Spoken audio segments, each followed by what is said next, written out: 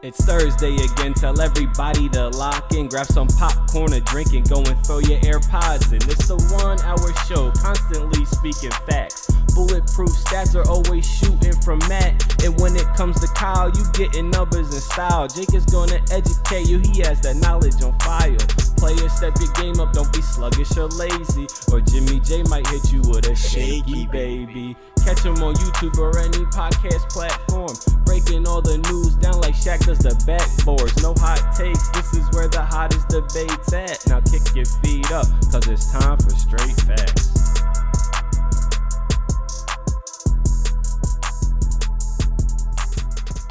What's going on, y'all? Welcome back to Straight Facts, a sports show that educates and entertains, brought to you by the Up On Game Network. It's your boy, Jimmy J. I'm looking at my guys, Kyle Sirik and Matt Robinson, through a computer screen today. We at the home studios today. That's okay. It's just a gentle reminder out there to everyone that COVID is still in the air. This thing is still around a little bit, so take your precautions. But nonetheless, I'm still happy to see my guys, Kyle Sirik, Matt Robinson. How you guys doing today, man? Kyle was talking about the vibes were up right before we recorded. The vibes are up, dude. I was feeling good today. Came on.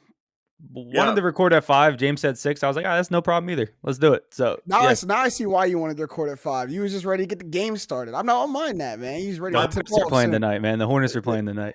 My boys Liverpool through to the Champions League semifinals, and after Villarreal upset Bayern, it's almost like a free, I don't want to say, but almost like a free pass to the final. Don't say it. Don't say that. Right? They just took down somebody else. Don't say that. Don't say that. Kyle, I'm going to do my best to keep this I'll give one stat about that leg.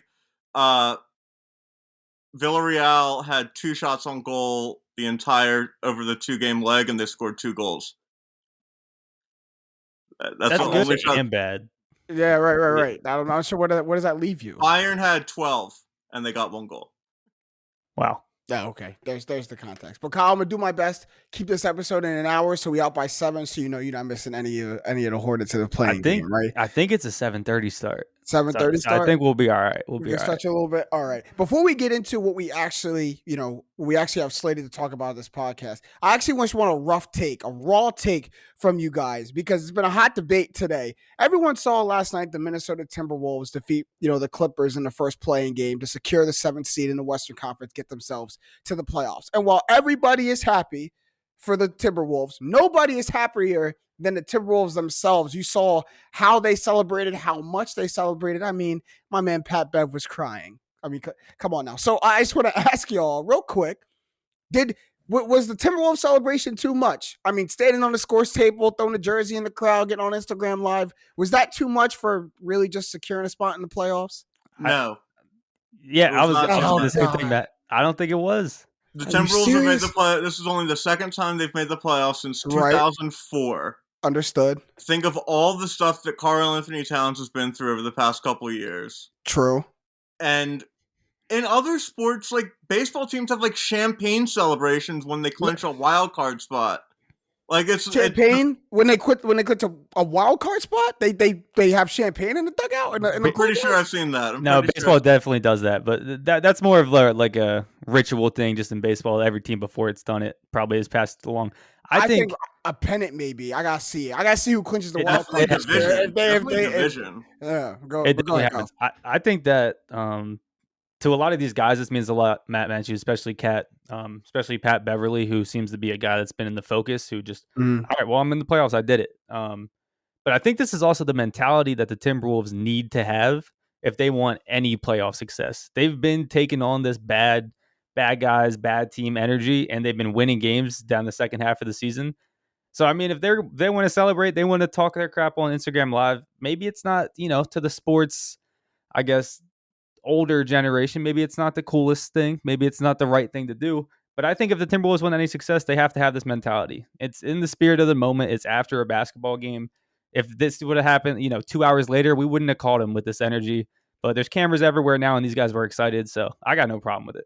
I mean, look, I get emotions are high. It's an emotional win. There was a back and forth win that they had to really fight and claw out their way to the end. They did it without their best player pretty much the entire game. So you give them a lot of credit for that. Those guys that are celebrating so much carried so much of the weight. I hear that.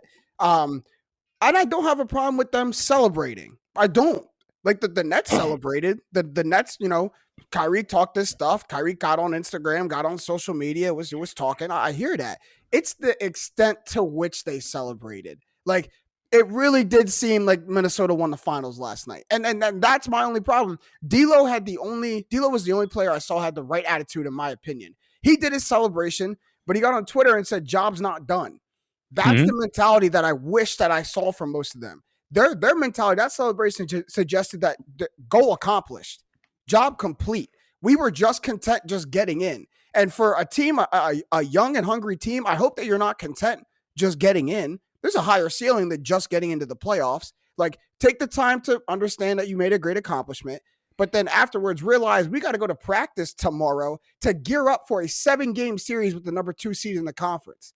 Like this is not kumbaya. We can go get our butts kicked for 4 straight games and now no one feels good. Like, you're really okay with them just like being so happy just being there? Yeah, because Pat Bev was crying. He was in the playoffs 2 years ago. He was crying like he never been there. Right, but you're talking about like that mentality. They got that today. They know they got a 7-game series. They know it's time to go.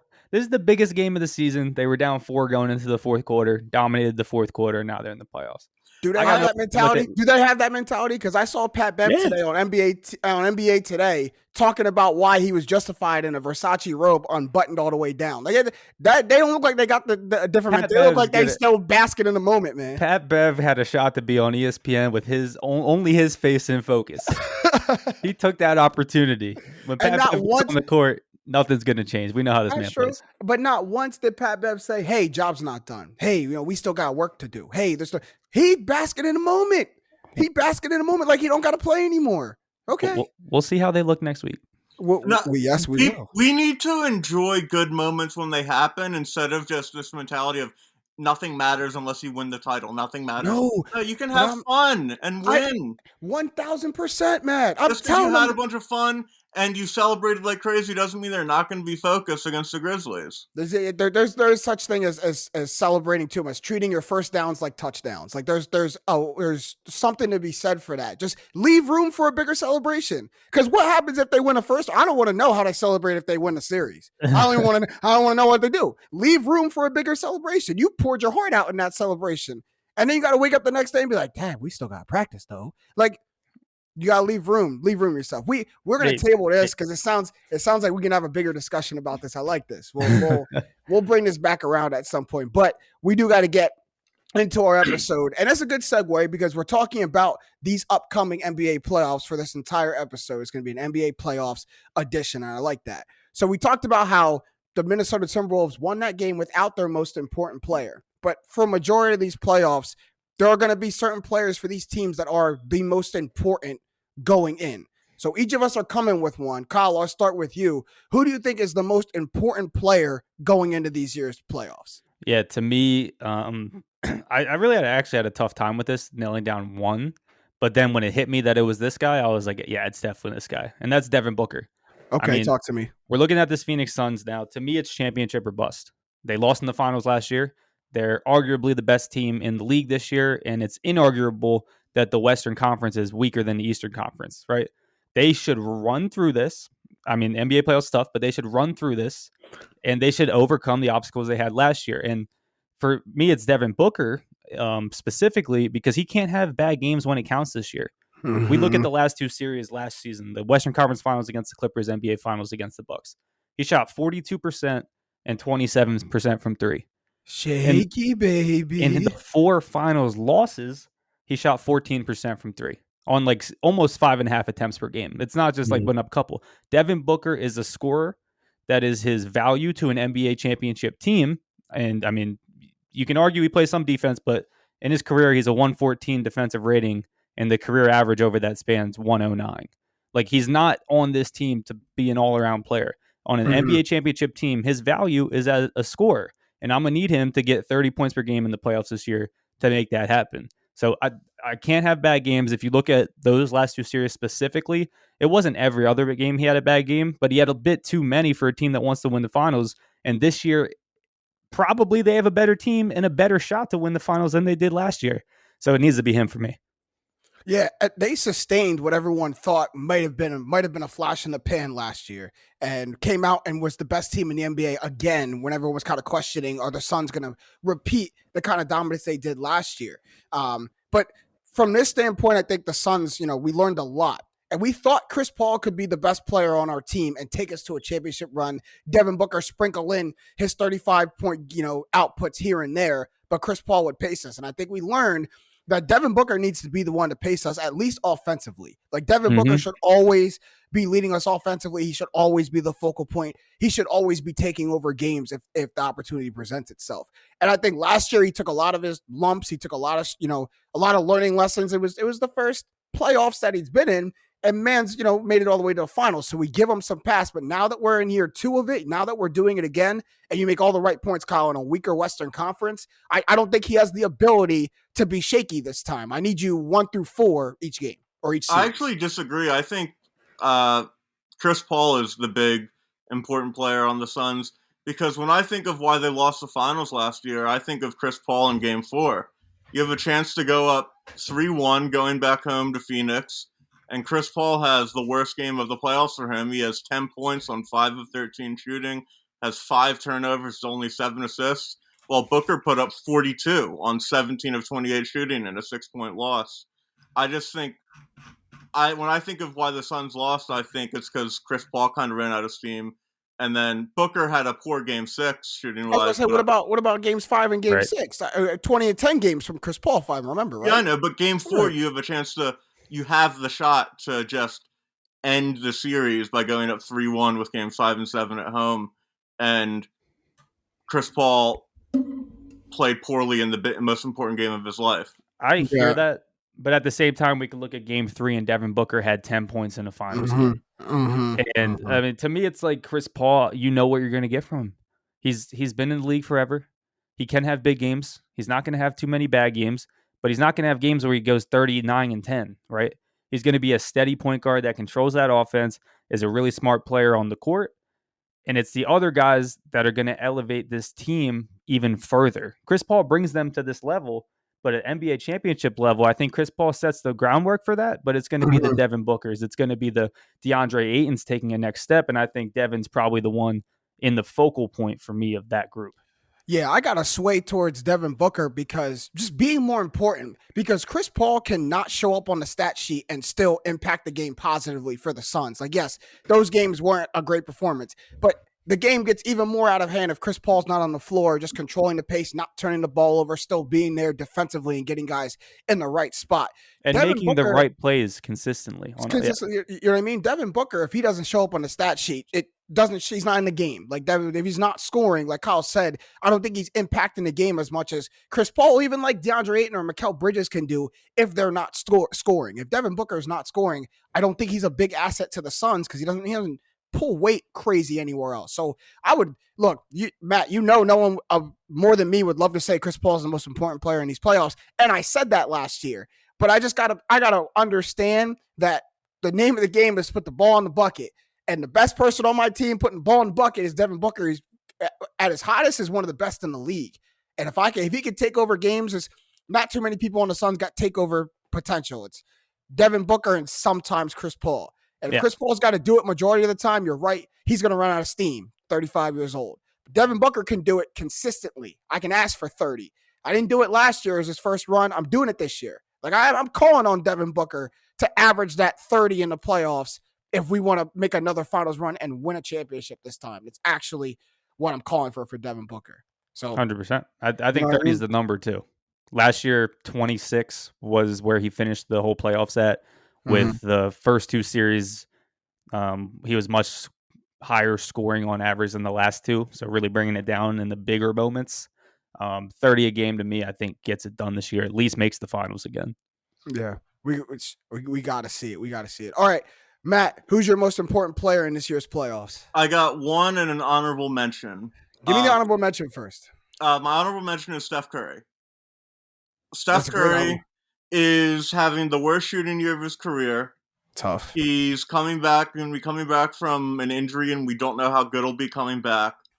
But everybody knows that if he just plays like he did last season, everyone on the Suns is pooping their pants in fear. Because there's no defense for when Curry's on. Yeah. And it just comes down to whether the Warriors have enough time to gel like we know they can gel. Because Klay has been very up and down since he's come back from the Achilles, understandably. Curry's had a poor shooting year, and then he got hurt. And I said this like a month ago probably, that if the Warriors are in form, no one can beat them. And we've seen it. They haven't really been in form they've been in form for like a game or two, but nothing for an extended stretch of time. And if they are in form, I think lights out for the Western Conference, including Phoenix. Okay. Good honorable mention. Very good honorable mention. But my answer is James Harden. It has to be. One of y'all had to say James Harden. So if Kyle didn't say James Harden, you had to, right? The Sixers, you could make a really good argument that the playoffs break pretty well for them, because Boston. It's not even an argument. Yeah, no, you can see any of them boys. because we could lose to Toronto essentially. Kyle, you could. No, I get it, but Kyle, you could lose could. to the Nets, who are a lower seed. But if you lose to Toronto, then my thing is, if you lose to Toronto, then you had no shot at winning the title anyway. Yeah, exactly. I agree. That's true. So, but to your point, right? You duck the combination of Boston, we Brooklyn, don't until at least the conference finals. We'll only have to be, if we make the finals, we'll only have to beat one of Boston, Milwaukee, Brooklyn. We won't have to beat both of them. Especially since Brooklyn won their first playing game, because otherwise they could be the 8. And Harden, he started off so well with the Sixers. First 3 games, it was a dream. It was just like, oh my God, this is utopia. Yeah. And Sixers fans, we got a little carried away. And Harden, since then, has been poor is a light way to say it shooting. He's been horrible at shooting the basketball. He's shooting just 36% from the field and 29% from 3. And if you're an optimist, it's, he's just kind of laying off until the playoffs, and then he's going to really kind of push for that moment. But I just don't think, I'm worried that his hamstring injury has such long-lasting effects that he'll never be the same again. Because if you actually look at last year's playoffs, I know he was playing with the injury, but he lit up Boston in the playoffs last year. He was Brooklyn's best player in the series, in my opinion. He 27, 7, and 10.5 on 76% true shooting, and then he pulled his hamstring, and then I don't think you can really knock his stats against the Nets in the next round because he was playing on one leg. Because he was 3 of 17 in Game 7, but what can you expect playing overtime 40 plus minutes on a bum hamstring? No, he played all the minutes, 53 minutes on a bum hamstring. Right. I mean, I hear you. I want to pull the reins a little bit on being afraid he'll never be the same again. I think, give him a nice full off season, give him an adequate rehab. I think James Harden will be fine. But he is aging. He's 32. He's going to be 30. Right. No, it's not a light injury, but he's not never going to be the same again. It's a hamstring injury. We can get through. We can work this out. I do think it might have some kind of effect on maybe the way, his play style, because he just doesn't seem to be in score first mode right now. And he wasn't in score first mode majority of the time in Brooklyn. That's why he wanted to go there. That's why they brought him there, to be facilitator first. And you could score second when the opportunities present itself. And then 30 points a game, James Harden goes down to 24, 25 points a game, James Harden, with 10 assists and 6 and 7 rebounds because he's doing more. And I think what excited James Harden so much about playing with Joel Embiid is I can still be facilitator first, but there's no one on the perimeter with me. So when it's my time to take over the perimeter, I don't have to share it with Kyrie Irving and Kevin Durant. Joel Embiid is down there in his own space. But I just don't think Harden has gotten out of that facilitate first, pass first mentality. And he's trying to get guys like Tyrese Maxey in their spot and Tobias Harris in their spot, maybe knowing that I'm going to need these guys in the playoffs. So let's get them acclimated now. Let's get them their shots now. But I think it's just a way he's approaching the game right now. And I do think that switch can flip. I'm just wondering if it will and when it will. See, I think James Harden's got us all fooled here. Personally, I agree with Matt. He's one of the most important players in these playoffs. He was one of the guys I was thinking of too. For the reason that all the criticism's on him right now, he's on the team that went all in, and he's really been someone you can point at that needs to play better, right? People love talking about Philly. People like hating on this team. The huge talk right now is the MVP talk, and you can look at James Harden on the team with the guy in the big conversation with a lot of eyes on this team. But I think James Harden's fooling everyone. I think what we've seen since he's joined the Sixers is a guy that, came in, put on the show for the first couple of games, and then wants to figure out how to play with this offense, wants to let Joe Wall go off, be the MVP, wants to do all that. He's only taken 13 shots a game. That's not James Harden. James Harden is a 17 to 20 shots a game type guy. That's my point. That's kind of my point. But you can't tell me this man's not going to just turn it up and start being more aggressive in the playoffs. He knows how the playoffs work. He's played almost 150 career playoff games now, has made multiple conference finals. I think. And an NBA finals. And an NBA finals, actually, early in his career with the Thunder.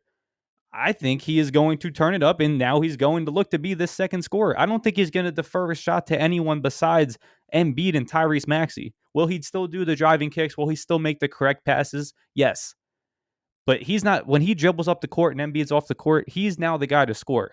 He's not getting into the offense to get George Niang an open three. He's not doing all this. I mean, I actually think James Harden is going to shoot 16 shots a game at the minimum in the playoffs. So we're going to see a different type of offense from the Sixers than we've seen since he's joined. I can tell you exactly where those 3 shots should come from if they happen. Because the amount of times that Harden gets a catch and shoot 3 opportunity and then immediately passes is baffling to me. It's the swing one. It's trying to get the rhythm and flow of the offense. I see where he wants to do it. I think he's was kind of doing a crash. If we're going with Kyle's theory, which I 70% believe, he's doing a crash course on who he can trust when he needs to make those passes in the playoffs. Yeah, so it's right. When can I swing it to Niang? When can I swing it to Toby? When can I swing it to Danny? When can I swing it to Matisse? When can I swing it to Danny? Never. I'll answer that question right now. Stop. Y'all learned the hard way last year that Danny Green. I don't want to see Danny Green on the court for more than 5 minutes. Danny Green stays healthy, we beat Atlanta. I'm just thank you. I agree. I actually agree. I agree. But no, I think James Harden can flip the switch. He will. I also think he's got no choice. I also think if you look the way the Sixers are, constructed right now, and when he doesn't have his best night, I don't think the Sixers get far if Maxey is averaging more points in the playoffs than James Harden. And through the latter part of James Harden with the Sixers, him and Maxey are about right there neck and neck with scoring outputs. He's not outpacing Maxey too much. And you're right, Kyle. Those scoring outputs have to go up, and you can't be the reinforcement for Ben Simmons and still make Joel Embiid go for 40 and 20 every playoff game and edge out a victory. You were brought in here to Joel. You don't have to do that every night. If you do that 2 times a series, great. We'll take it. We'll probably blow the team out. But that's not on you to go for 40 and 15, 35 and 20 on a game in and game out basis. Because I'm here. James Harden is here. If there's a night you don't got it, I'm going to put up 35. And it's not going to be 10 assists and 8 rebounds. It's going to be 35 and maybe 5 assists, maybe 4 rebounds, because I'm in score first mode because I see you don't got it tonight. That's what I think he needs to do. And I just haven't seen that. The only times I've seen him willing to do that is against the Timberwolves and the Knicks and the Magic. That's cool. But I need to see you do it against the top teams. I haven't seen him do it against the top teams. Yeah. And that's where my worry lies a little bit in the theory of him purposely doing it. The easiest schedule since the All-Star break. So hasn't had a lot of less games against top teams, but your point still stands. Definitely holds up. And he sat some big time games too. There's a couple of games back to backs. Yeah. So a couple of them was big teams. I agree with you. There's no shot that he can take 13 shots a game and the Sixers make a deep playoff run. I mean, that would have to be off Maxey being a 28 a game player, which he's not. But I think Maxey can be very efficient. To your point, I think you're right. Harden should probably average more in these playoffs than Maxey, but don't underestimate Maxey's ability to go for 28 in a random playoff game once a series. Which could be great. But so, and even to that point, they might need that one game. They will. The Sixers need to run off those 3 guys. You're going to get a Tyrese Maxey game at least once a series. If you hope to make a run, Tyrese Maxey's going to have a game at least once a series. And he's part of a big three. That shouldn't shock anyone. That shouldn't be, it shouldn't be crazy to imagine if you're part of a big three. But all right, I'll go. I'll round out this segment of most important. Mine is a guy who's been missing for a lot of the season, and it's literally had an effect to his team at all. And that's Ja Morant. Like Ja Morant with the Grizzlies, we know that the Grizzlies have had a crazy record without Ja Morant, 20-5 this season, right? But in the playoffs, to me, you just don't win without your best player. It's a 7-game series. If your best player is not there or not showing up against other playoff teams, you're just not going to get it done. And the last 3 games they didn't have Ja, they lost, and those all happened to be against playoff teams: the Nuggets, the Jazz, and the Celtics. Not in that order. But those 3 teams are the last 3 games that they lost without Ja against all good teams. It's just an example, a microcosm of what they're going to have to go through. And having Ja on, obviously, it makes the Grizzlies better, but I think it makes them just that much more of a versatile team.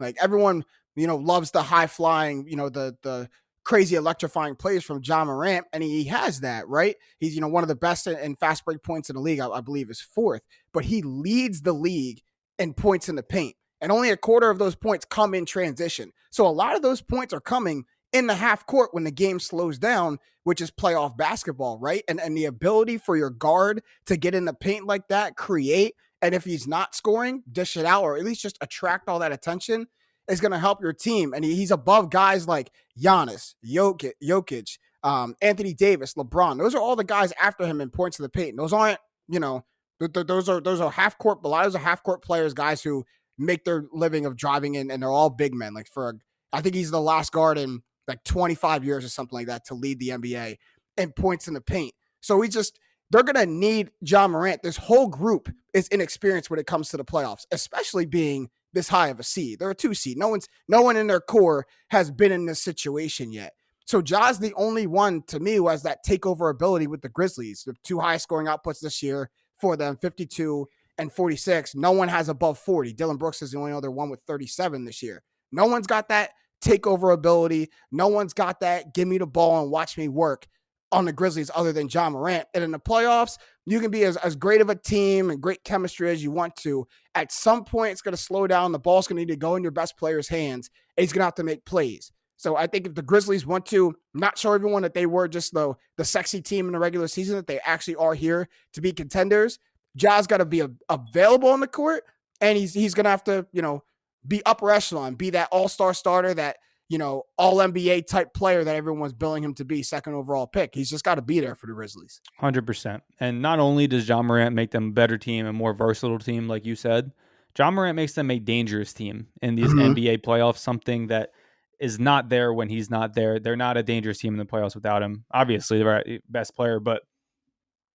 I agree with you. He's very important because I'm looking at their draw. They're going to get the T-Wolves in the first round. They get past that, they have to play the Warriors most likely. And there is no shot that, and I know they're playing well, like blah, blah, blah. Like Grizzlies are playing well. They have good players. Yeah, they have good players. You're not beating the Warriors in the second round if Ja Morant doesn't take over. And I'd be very interested to see that series. That's going to be a coming out party for Ja if they're able to beat the Warriors. If this season was a coming out party, let him cap it off with that series. I mean, it's going to be nuts. To me, this season for Ja is let's learn. It's like this is the first time we've really gotten to. I know he made the playoffs last year, but this is the first time he's come in with expectations. They're the 2nd best record in the NBA. They should be the 2nd favorites to win the title just based on that. And this is the first time we'll see him in these high pressure, high intensity games where he's expected to win. And that's why he's the most important player on the Grizzlies, because you can't win in the playoffs without someone who can be that showtime performer. And he, as much as they succeeded him in the regular season, the playoffs are a completely different animal. And this postseason, we're going to learn more about Ja Morant than we have throughout his entire NBA career up to this point. And to that point, go ahead, Kyle. There's not a better, like, you wouldn't talk about, we had a little conversation about, people where you get drafted is a big thing, right? There hasn't been a better spot to learn than the Memphis Grizzlies for Ja Morant. He goes into a system that has no superstars, good role players who none of them are shoot first guys, and you're a point guard, right? A number 2 point guard who they want to have the ball with role players around him that don't really need to shoot, right? Not a guy that's going to take the ball in ISO. Like there has not been a better situation, and now they're good. I mean, I think this has launched the trajectory of his career. Just crazy, just being in this fit. And no better culture, to be honest. Like it's like it almost makes you think that he was born in Memphis. Like the way, and I know South Carolina's not too far, but I mean they it's the same exact culture that he's there. And I don't want to say throw all the 20-5 stats out the window without John in the regular season, but like they don't hold a lot of weight to me. Like the playoffs is just completely different. One, you got to play a team for a week straight. You don't just get a team one time or maybe two times in a week. There's a team gets an entire week to game plan on you on a game to game basis. So if your best player isn't there and you get beat one time, they get you for a game, like, they got us. But they got to go and do that against the same team again. And then they got to go do that again. And then they got to go and do that again if they want to move on. And you can't, that's not sustainable. Like you might get me one time because I haven't been preparing for you without your best player, other guys step up. Right. But you're not going to beat me without your best player 4 times in a 7-game series. It's not going to happen. And I don't completely throw it away but what that tells me is that, the team around him is good. And they have the foundation to make the run with that John Morant guy in place. He's going to be in a position where he's allowed to do so because Dillon Brooks, Desmond Bane, hell of a player. Jaren Jackson, same way. Steven Adams is exactly what you need out of a center. Someone that's going to bang, be tough defensively, and pull down rebounds. I mean, the team around him is very good, and that's what that 20-5 tells me, that it's not just, John Morant needs to take over like Trae Young needed to going into the playoffs last year. And I think we learned last year the Hawks were a better team than we thought. Well, we know the Memphis around him is a good team. So I think that's what it kind of sets the foundation for with Ja. That's And we know the Western Conference traditionally has been a conference of point guards. And there's some that, some electrifying point guards are not going to see in these playoffs, like a Damian Lillard or a Russell Westbrook. But there's still point guard matchups all over the place. Even in his path, he's got to go through D'Lo first. Then he's got to go through Steph Curry. Then he's got to go through Chris Paul if he wants to make a deep run. Most likely, that's how it plays out. And if Ja, look, take Ja out that role, even if he's on the floor, take his impact off that if he's not having a good game. And he could lose all 3 of those point guard matchups. D'Lo, maybe not, but if you're not productive, you definitely lose the point guard matchup to Steph Curry and Chris Paul, who have been known to treat younger point guards in the playoffs. Steph Curry's done it. Chris Paul made a living treating Damian Lillard in the playoffs, just schooling them, learning how this is the playoffs, young buck. Like this how you do it now. So I think there's a lot of pressure. I say this is the most important because you guys both make the points of now he's expected to win. You are the number 2 overall pick. You were getting most improved talks, which, by the way, if he gets it, I'll be a little upset. But you're getting most improved player talks as the number 2 overall pick, rookie of the year. And now all that is actualized. It's realized. So you gotta show up in the limelight. It's just people are gonna remember this about Ja. Yeah. So I think there's pressure in the first round. There's no excuse to lose in the first round for them. If they drop a second round series to the Warriors and they play well, I think that's completely fine. To be honest, I do want to. If they play well, they got to play real well though, and they got to go like 6 or 7. It's got to go 6 at least. Yeah, I do want to ask the question though. Go ahead.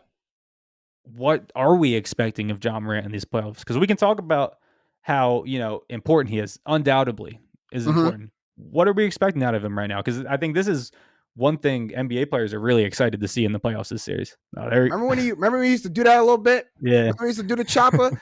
That's what I'm expecting. High motor, vroom vroom. Don't get in the playoffs and think you got to take it off the gas pedal. You got to be a little bit more technical. You got to be a little bit more, strategic in your movements in your half court. But don't take the foot off the gas pedal, job. Don't think that you got to throttle it down. You better get in there, run past everyone, dunk over everyone, cross everyone like you're doing in the regular season. That's what I'm expecting from Ja. And I think if he has that mentality, all the stats that we're looking for, the certain amount of points, certain amount of whatever, I think that comes with it. But I think the mentality is what I'm looking for. Be the dog still. You still got to be a dog. He needs to go up against Steph Curry and think, I'm better than you. Well, he can't be delusional now. But in his mind, he's got to think that. Patrick Beverley thinks that every single game. I feel you. Because he's an ascendant star, and he's got to think, I can beat this guy. We're better than them, and I'm better than him, so we're going to win. And if he really does think and believe that, then he's going to turn into an absolute superstar very soon. Yeah, me and Matt are kind of on the same lane, right? Like it's here. Like it's got to start here. What are you expecting out of Ja? I think they make the Western Conference Finals. I think they beat the Warriors in the second round. I'm expecting the same thing. There's certain dudes in this league that are just dogs. I mean, there's like guys that you can expect are going to turn it on. Can he have a bad game? Sure. But is he going to give 100% in that game? Undoubtedly. And he's turning into a point guard that's starting to make smart plays, right? Things that are a normal NBA learning curve. He's accelerated in this Memphis system because he's had so much opportunities. And I think this is the year we saw the regular season from it. I'm expecting that to roll right into the postseason. And I think they will beat the Warriors in the second round. I like it. High prediction. Speaking of rolling in to the playoffs or rolling into next round, let's roll into the next segment. We're going to stay with the NBA playoffs. We're going to bring back a little interactive segment. We love this one. Little straight facts, hold them. Hold the facts or fold the facts. So I'm going to tell you some trends that have been with some teams going into this year's playoffs and simply tell me, are you going to hold these stats? This trend is going to continue, or are you going to fold these stats? They're not going to continue. They're going to flip on their head. The first one, we go right to, it's an overall kind of look on this thing. Since 2010, the NBA playoffs, 3 seeds are 21-3 against 6 seeds in the first round. And then this year's 3-6 matchups are good ones. First one in the East is the Bucks versus the Bulls, and in the West, the Warriors versus the Nuggets. So hold the stats or fold the stats, Kyle. Is that going to continue, or the 3 seeds still going to come out on top? Because both of them got a tough matchup going in. Yeah, it's 100% going to continue in the East. I'll tell you that. The Bucks aren't dropping a first round matchup. Not against the Bulls. The Bucks aren't dropping a game. We'll see. Probably We'll not. see. Probably They swept not. only sweep of the playoffs last year was the Bucks over the Heat. Now Warriors Nuggets, different story. In the West, I think it can get interesting. What I expect out of the Warriors, though, is back to business. I think what Matt said earlier in the show, they're going to need to gel together. Yeah, they'll feel that out in this series.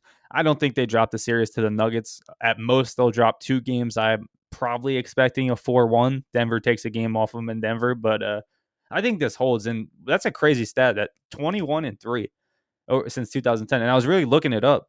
2 of those were before 2015. So if you just go back to 2015, it's like 15-1. Yeah, one of them has happened. I guess it'd be 13-1, but yeah, it's nuts.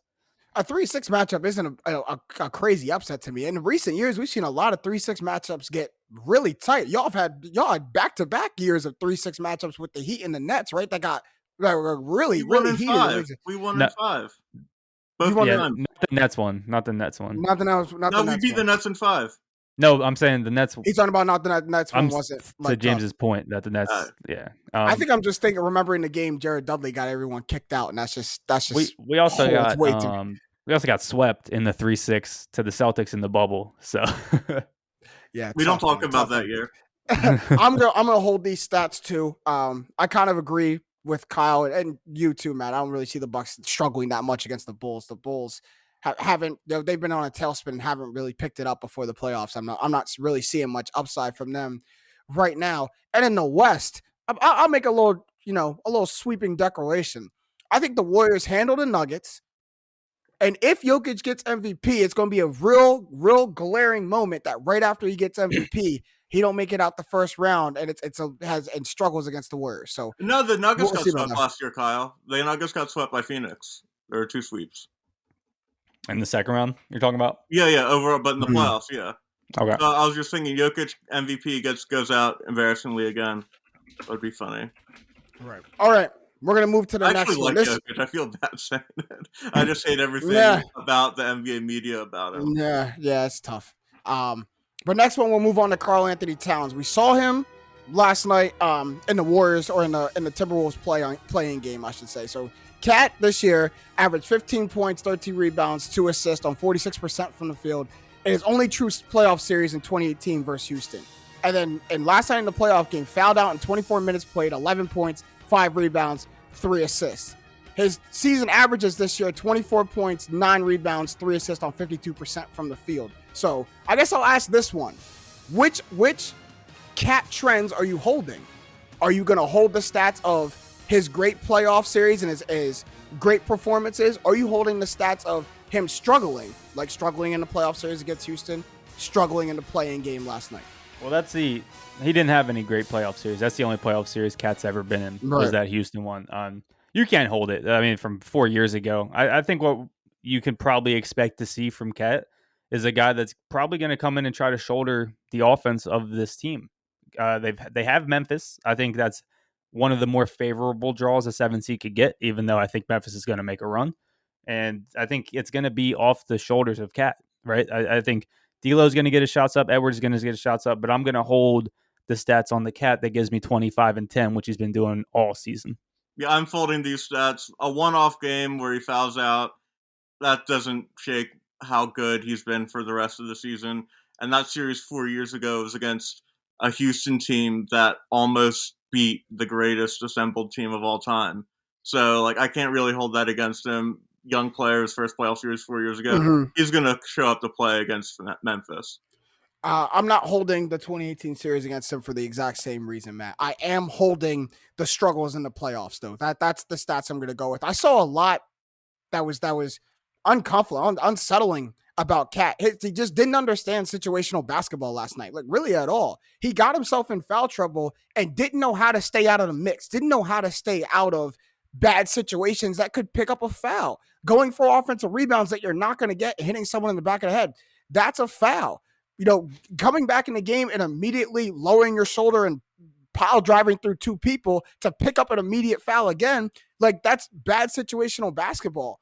And I get that, the intensity and the energy of the moment was real big last night in the playing game. But to see that from the best player to never be able to rein it in, like that just wasn't good to see. And I get that he's got a little bit to kind of rein that in before we go to the next series. But I think that's not something that gets fixed overnight. I think Cat goes into the next series wanting to just do it all as soon as he gets on the court again, maybe to try to make up for that playing game. And he might get himself into trouble trying to do it if he has that same mentality. That's all I think the opposite. Night. I think he's going to learn from his mistakes he had last night.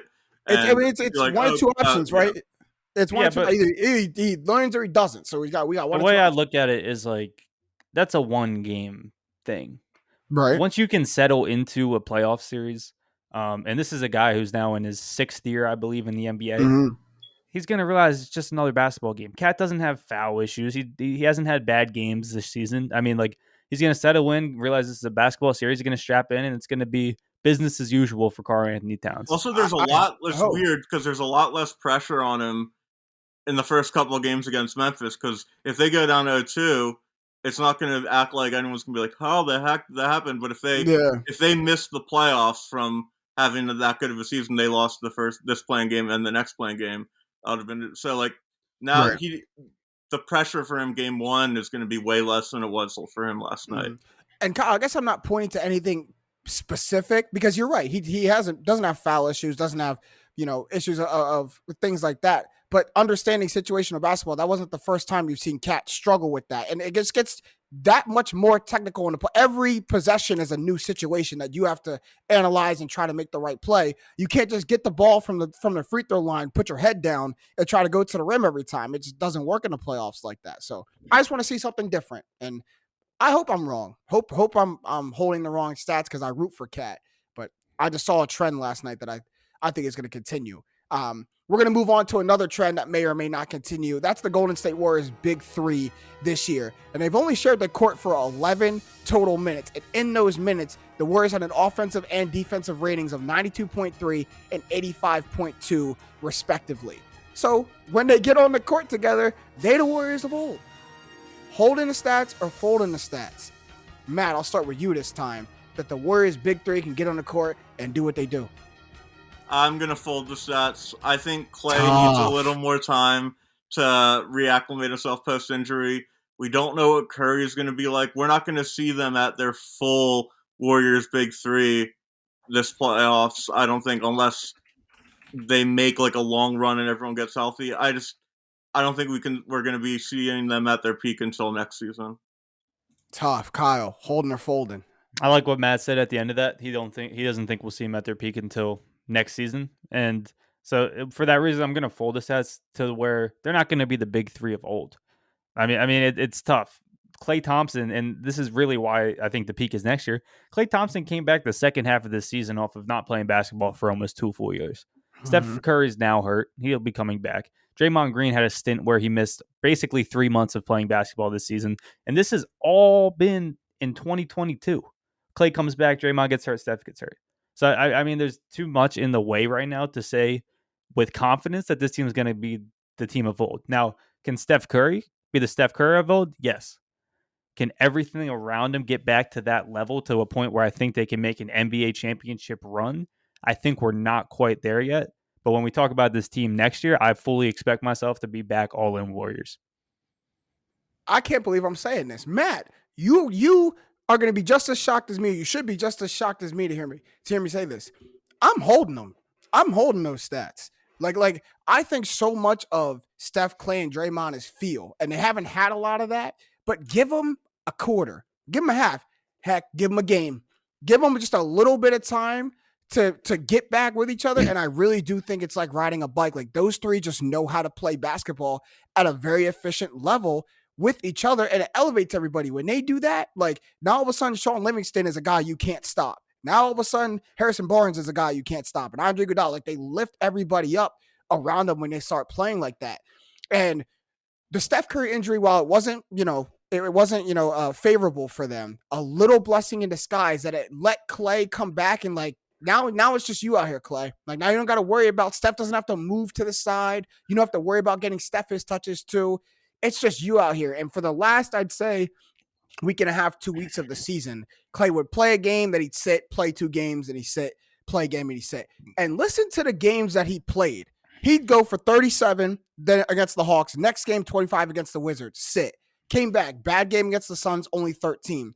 Next game against the Jazz, 36 points. Sits against the Kings. Comes back against the Lakers, 33 points. Sits against the Spurs. Comes back against the Pelicans, 41 points. So Clay in a rhythm. Clay got his swagger back a little bit. And now that he has that, Steph had it in the beginning of the season. I think they come back and they can pick it up where he left off, because I don't think Clay would be able to have these kind of scoring outputs. I mean, he's putting up like in these games 25 to 30 shots a game. He doesn't have that if Steph is there. He got to get it all out. He got to get his shot back.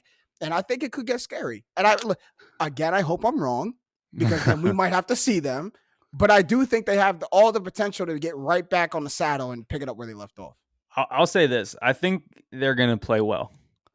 I take this question as, do I think they can make a championship run? I don't think the Warriors can this year. And even if I'm wrong about my earlier prediction where I think Memphis is probably going to eke them out in the second round, which might end up being the best series of the entire playoffs, by the way. Yeah. I don't even think past that they're going to make a championship run. I can definitely. Yeah, for me, I don't think they hit where their possible peak is, just because of health and time. Okay. I may have done them a disservice by my wording. I said the Warriors of old, and maybe I should have said resemblance of the Warriors of old. But when I look at what we're holding, what we're folding, 92 offensive rating, 85 defensive rating, we can't see them getting to that. We can't see them having that in the playoffs. That may not get them a championship. We can't see them having that kind of rating, though. Well, I mean, a 92 offensive rating is not very good. 85 defensive rating is great. 85 defensive rating is great. What this is telling me is the pace that the Warriors were playing at was just so slow. And when 11 minutes. You can't expect the court. That's less than a quarter of basketball. Talking about make a mountain out of a molehill, man. You could take an 11-minute stretch from Steph Curry's career and say he's the worst shooter of all time. Like, I'm sure there's a stretch where he shot like 0 of 8 from 3, which would just be ludicrous. But I got it. Like I've experienced losing to the Warriors in the playoffs too much to not, like, if them three are on the court, it's like I might, it's like cross the other side of the street. Like if them three are on the court, hold your control a little tighter. Exactly. You know what I mean? Hold your kids' hands. Like it's gonna get crazy. All right. Another guy who terrorized my team is the last guy we're gonna look at. No, I got a quick audible at the end. I'm gonna throw in. After Giannis? Yeah, I've got it. Okay. All right. So we're gonna Giannis. That Matt's got his audible. But for Giannis, we'll look at the trends of what he's done in fourth quarter minutes this season. 528 points in 526 fourth quarter minutes. One of only 5 players since the 96-97 season to average at least 1 point per fourth quarter minute. He also became the first player in 25 years to average at least 8 points on 55% shooting in the fourth quarter during a regular season. let me sum that all up to say that when the numbers hit 4 on the scoreboard, Giannis becomes maybe the most unstoppable player the game has seen. And I experienced it, and everybody saw it in the finals last year. Holding the stats or folding the stats, dear goodness, if he can do it again. Hold. He's so good. Easy He's hold. so good. The easiest hold. It's so disheartening when you're rooting for the team that's playing against him in a close fourth quarter because you understand that there's like we can't do it. Like you can't blame it. You can't blame people. It's just like what? Yeah. It's just it's brutal. It is inevitable. It is what Thanos says he is. Inevitable. And the scariest thing is that he has full confidence. Before last finals, you could say maybe he's a little unsure because of playoff moments before. No, he's not scared of anything. He's got no pressure on him anymore. He delivered a championship to Milwaukee. Like, they'll love him forever, even if he stinks for the next 5 years. Like, he's got no pressure under him, and he's going to take advantage of that and just destroy every person that's in his way. and that's enough for the Bucks to win is another argument, but he will continue to be fine. Dominant in the fourth. And don't let him get a depoy this year and add another Infinity Stone to the gauntlet and just become that much more unstoppable. But yeah, I mean, it's undeniable once Giannis gets in those moments, in those spaces. And I think you're right. I think he's operating with just a level of confidence, a level of poise this year. I didn't see anything for the Bucks that needed to chase the 1 seed. Like, a lot of people want to chase the 1 seed, want to get to the top, want to get home court throughout. And if they got it, was nice. But I think the Bucks know we can win in any arena. We've shown we can win in any arena, no matter where it is. So I'm going to stress myself and chase this 1 seed. We're going to be good. But Kyle, it's an easy hold for you too, right? Yeah, easy hold. I think Kevin Durant's the best scorer in the league. I think Joel Embiid's the most dominant player in the league. I think Giannis is 2 in both of those categories, and he's the best defensive player in the league. I really think Giannis overall is the best player in the world right now at the game of basketball. He's the one I could trust. He's the NBA defending champ. So I think overall, you take all this together and we look at these big moments now that he had in the playoff run last year, the block, scoring down the stretch, 100%. I'm holding all of these stats, and it's not just in the fourth quarter. It's really this entire playoffs. Giannis is one of the only players in the East that I think I can trust fully. Yeah, it's whenever he wants to, really. I mean, two MVPs, a Defensive Player of the Year, a Finals MVP, a Comeback Player of the Year, All-Star Game MVP, and he's only 26. Turn 27 this year. Yeah, it's certain spaces. That man is in certain spaces. All right, Stat Matt, you're Omaha. So the last 2 years, Joel Embiid has been the best center in the NBA has seen since Shaq. There's been one team that's played him really well, and that is the Toronto Raptors. Nick Nurse has found the Kool-Aid, and people say, Marc Gasol hasn't. Marc Gasol hasn't been there the last 2 years. Over those 6 games against Toronto last 2 years, Embiid has a 52% true shooting percentage and is averaging just 24 points per game compared to his 30 over the past 2 years, and his 62% true shooting for the other regular season games. Hold the stats or fold the stats? Will Embiid redeem himself against Toronto, or will those struggles continue? So folding would mean he redeems himself, right? Folding would mean he goes against those bad stats. I'm folding them. You folding them, Kyle? Oh, 100% I'm folding them. I mean, first of all, when I look at this Raptors team, I don't think anyone on this team could stop him. Like, who are you going to throw in? Kem Birch? Who's going Kem to stop Birch, him? Boucher, Siakam can. He's way too small. And Embiid is now coming in this playoffs. I like that all this media stuff's coming out that everyone's voting for Jokic. Because now Embiid doesn't have to wait to hear Jokic's name for MVP. Now it's like, oh no, I'm pissed now. I hope piss him off. Oh, I'm going off now. So I mean, I really, I didn't even do that on purpose. The O's kill me, Yoda. So I did that. But yeah, I mean, I think he's going to come in and just dominate this series. I think the Raptors as a team, can give some struggles to the Sixers. This game goes 6, even if this game goes 7, it won't surprise me. But I think Embiid's going to be a constant throughout and pretty much dominate whoever's in front of him offensively.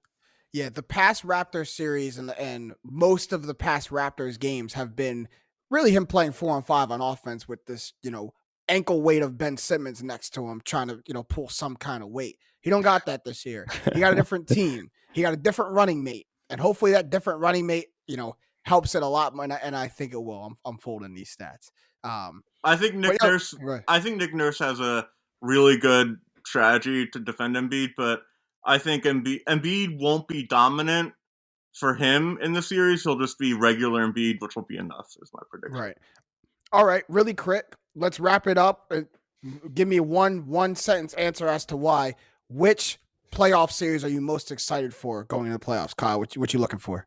The cop-out answer, so I'm just going to save everyone this, is going to be Celtics-Nets. Of course, it's Celtics-Nets. Right. But to me, I'm really interested in this Timberwolves-Grizzlies. I love that the Timberwolves are getting the heat we're talking about at the top of the show.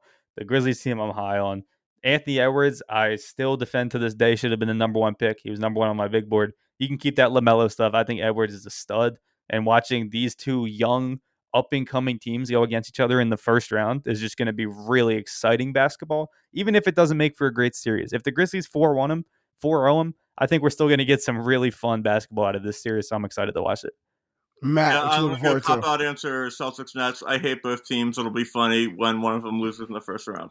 That's true. Yeah. Hold on to your seats tight. I'm looking at the Sixers-Raptors series. I really am. We talked all about all the reasons why Joel Embiid can and should dominate the Raptors, but Matt pointed out all the reasons why the Raptors can and have all the ability to make this a very tight series. I think this is tighter than most Sixers fans are anticipating. Maybe you're hoping for. I think it's more. No, on a scale of 1 to 10, how worried am I? I'm a 6. Like, I'm not sleeping easily about the Raptors. 100%. You only a 6? You only a 6? 6 out of 10 worry. So, 1, no worry at all. 10, absolute panic. Can't sleep at night. Yeah, can't sleep at night. 6. So, little more. It might be 6. It might be 6.5. It might be 6.7, 6.75, something like that. Because it's tough. It's gonna be a tough series, but that's the one I'm looking forward to the most. Anyway, playoffs start this coming Saturday. We're all going to be anticipating it. It's going to be a great time. NBA playoffs are back. But that's all the time we have for this episode of Straight Facts. We can get some shots up at the buzzer, as we always do. Who's got a shot at the buzzer real quick? I got one. Just a message because, and even I got involved yesterday. It was just like a quick tweet because I didn't understand it. When Nikola Jokic gets swept in the first round, Sixers fans, we don't need to let him have it. We understand what's going on now. We understand what's going on now. Might get swept by the Warriors. They're not winning the round. Let's wait till we make a little run. And even if we don't, I think this is the last season that we're going to see an MVP get it straight off of numbers. Because that's what happened this season. He got it off of numbers. He's only the third 6th seed MVP of all time. The other one was Russell Westbrook, straight off of numbers. But that was a historic triple-double average season. And the other one was Moses Malone in 1985.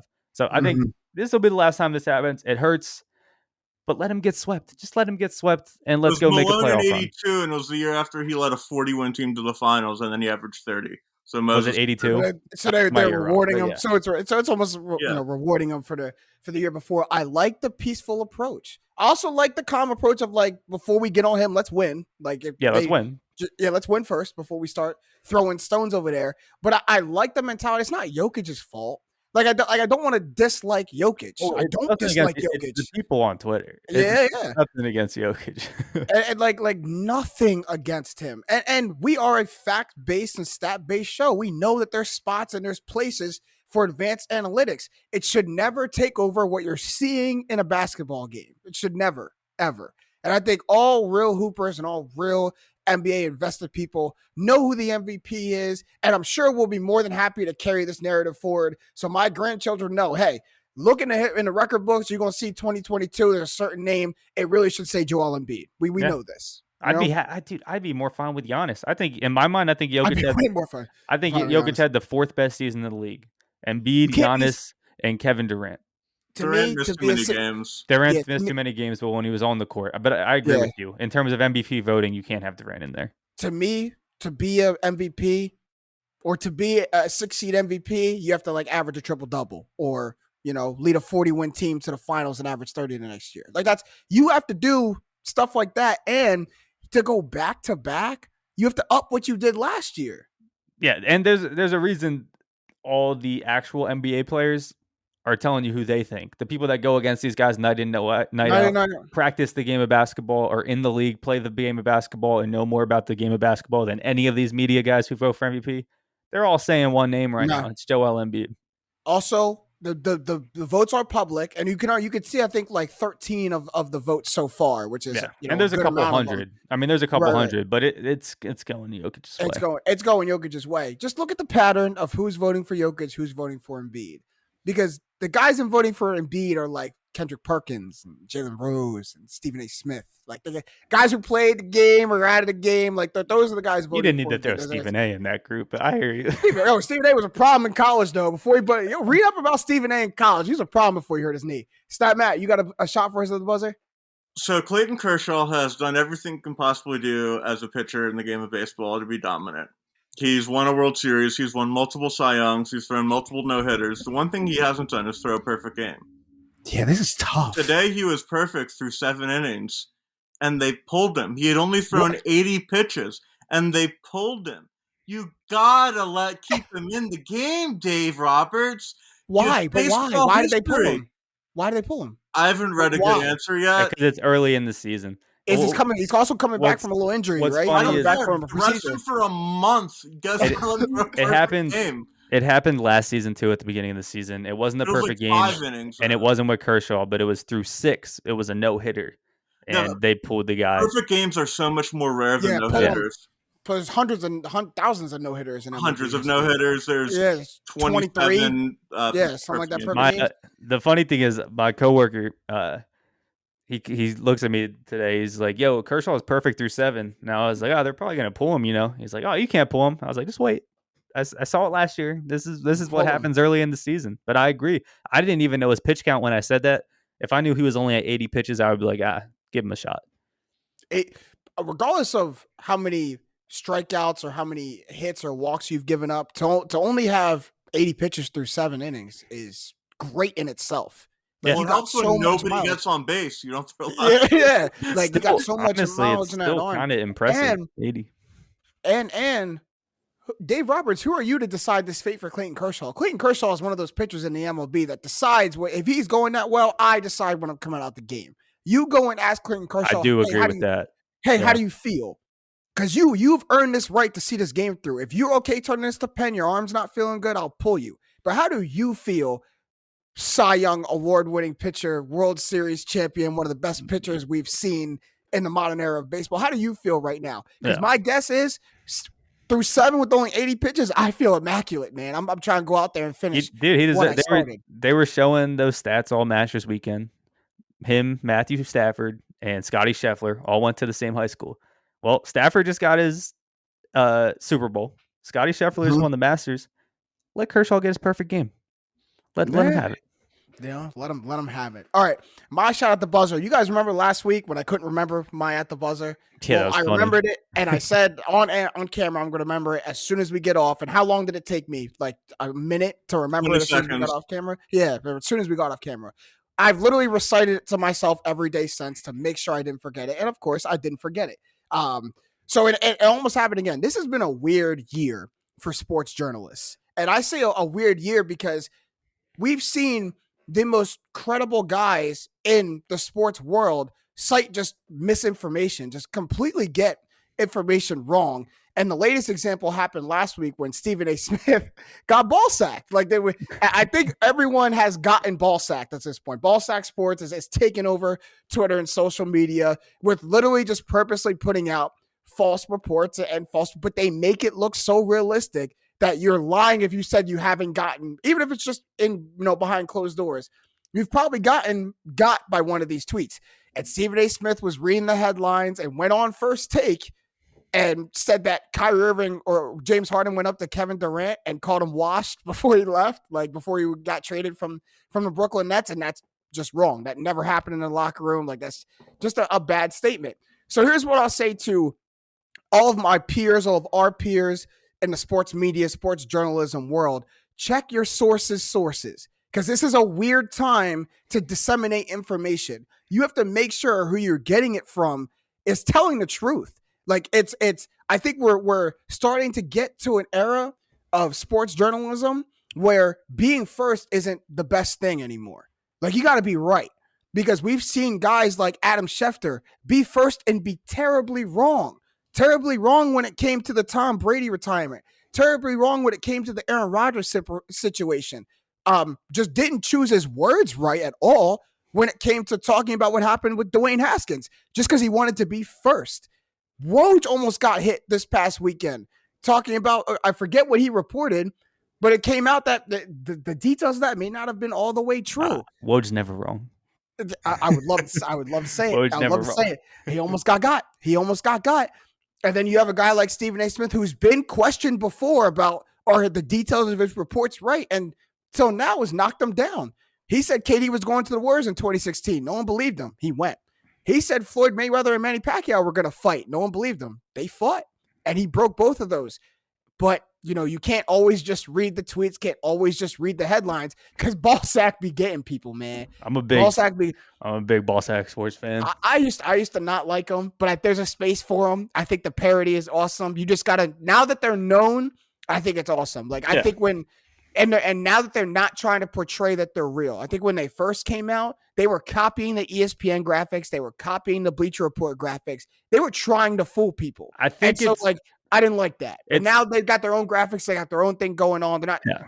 You can't really fool people anymore unless you're Stephen A. Smith. It's a meme now. It's a bit. They're playing into the bit. Exactly. And it's not harmful now. Honestly, the social media world in general, and this has been a big topic just in the world, there's an issue of misinformation here and there just in all news. But this is not harmful at all. This is this is for the bit, for the meme. I'm a big fan of it. And now that I think I'm a fan of it, now that it's known that this is a bit, now that they're public that it's a bit, I do think when they first came out, man, they were trying to fool people. They wanted you to think this was a real Bleacher Report. That was still hilarious. Like guys like us who know sports, it was still just hilarious watching people fall for it. We knew sports, but I'll be honest when I say that. At first, when they would put some of these tweets up, put some of these reports up, I click on it and be like, what? Like, what? How is this right? And then I'd start reading through it and I'd be like, oh, it's this Ballsack Sports page again, and realize it's wrong. But it would get like just the I know what a Bleacher Report quote graphic looks like. I know what an ESPN enough, like I know what that looks like. So when you're scrolling real quick and you see, you don't always look to the top left corner to see who's tweeting it. You just look at the graphic and you're like, wow, James Harden really went and punched Kevin Durant in the face in the locker room and said he's washed. Like, that's really crazy. That's funny, bro. Like, and if you like, I encourage all of our listeners and our viewers, if you haven't seen the clip, go and watch the clip, because they really had Stephen A's whole behind out on national TV, like going into saying how, if you're Kevin Durant, how could you allow this to happen? If you're Steve Nash, how could you allow this to go on in your locker room? And he's literally carrying on just false information that just never happened. It's ridiculous. I'll wrap this up by saying, check your sources out there, sports media, because it's an evil world we live in right now. But that's all the time we have for this episode of Straight Facts. It was a great one. We're gearing up for this year's playoffs. Shout out to our guy, Jake Galley, out there. It's called a Broadway show in New York. So, was traveling back, had to take the day off. We hope he enjoyed his day in New York. Shout out to Up On Game Network, LeVar Arrington, Plexico Burst, TJ Hushmanzada, and everyone over there. And then also shout out to my guys, Kyle Sirik and Stat Matt Robinson. I'm James Jackson, and this has been The Facts. Straight up. Deep dive coming out soon. Don't